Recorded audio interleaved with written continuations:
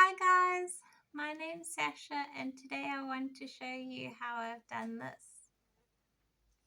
For this project you'll need a piece of wood. I've got this piece of wood, I've painted it, and I need some screws, and I've just got these spirals and these keys for decoration, and I'm going to be using my drill. To start, I just positioned the keys where I want them to be, and then I've put one screw here, and I'm just going to continue screwing these keys down. And I'm not going to drill on camera because it's a bit loud. I've put these keys on, and now I want to put these spirals on.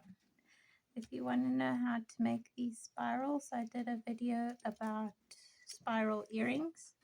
I just did quite a few. Was trying not to be too OCD about it, so they look a little bit jumbled, but I think it looks pretty. I've screwed these little spirals down, and now I'm going to put some nails in the bottom so that we can hang a bit more modern keys. We've put some nails in, and now we're just going to put it on the wall. I'm going to put 2 screws and hang it on the wall. Thanks for watching. Please like and subscribe for more projects.